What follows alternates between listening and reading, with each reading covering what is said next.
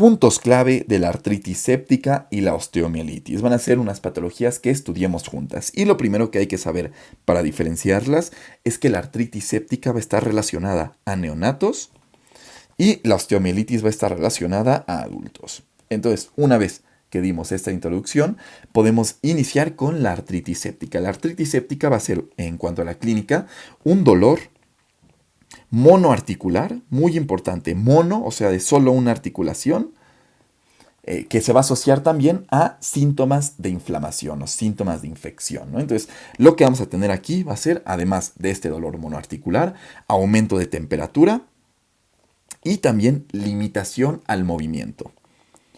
Y también se nos dice en la definición que puede o podemos tener un ultrasonido en donde se demuestre que hay derrame articular. Entonces esa va a ser nuestra definición y donde también podemos identificar un poco de la clínica. En cuanto a factores de riesgo, tenemos que va a estar asociado, como bien lo mencionamos, a neonatos. En la guía de práctica clínica menciona niños de menos de 5 años.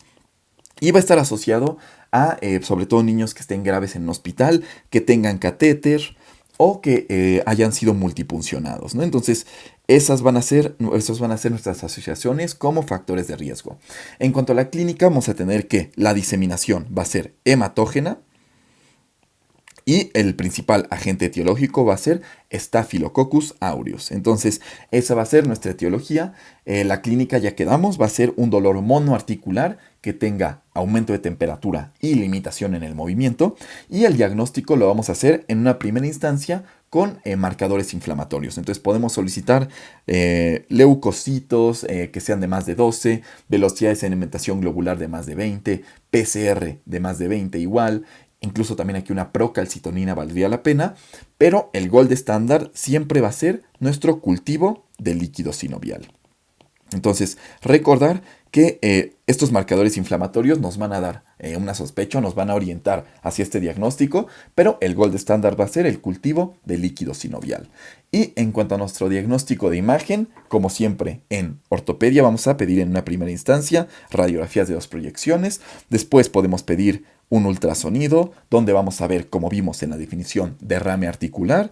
Después podemos pedir también una TAC o resonancia magnética.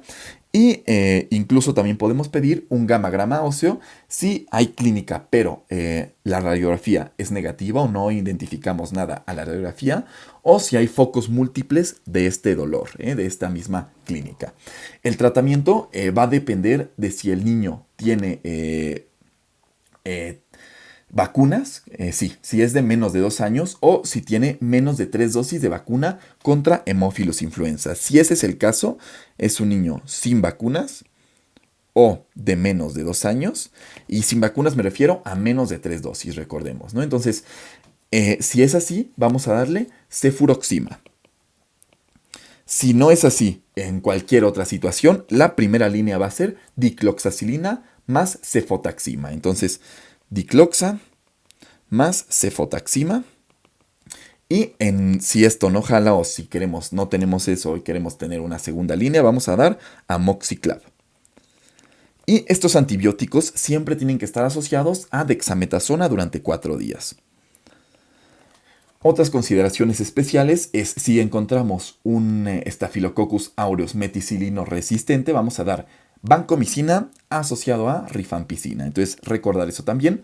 Y la artrotomía evacuadora va a estar indicada, es un procedimiento quirúrgico, y va a estar indicada si luego de 2 a 3 artrocentesis no hay mejoría. Entonces, eso va a ser sobre nuestra artritis séptica.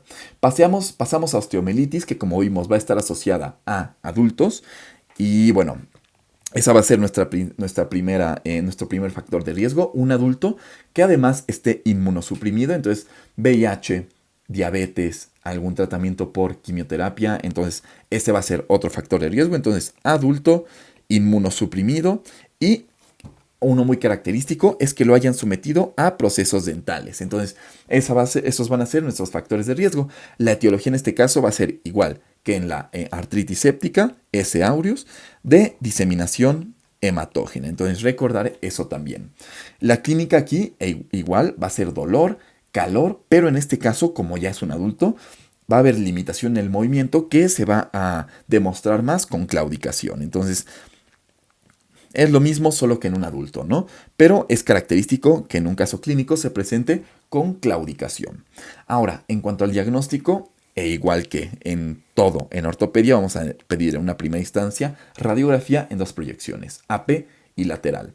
Pero nuestro diagnóstico, nuestro estudio de elección va a ser la resonancia magnética. Entonces, elección, resonancia magnética con gadolíneo.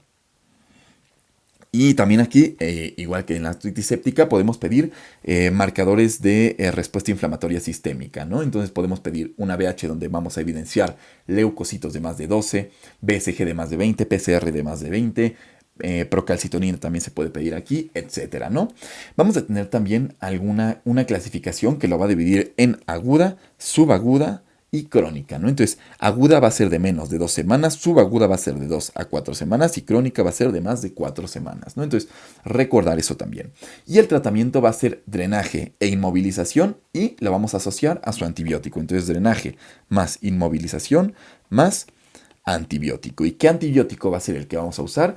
Cefuroxima o cefalotina. Esos van a ser nuestras principales líneas de tratamiento con antibiótico. Y eso sería todo en cuanto a estos temas. De este lado queda el apunte. Muchas gracias.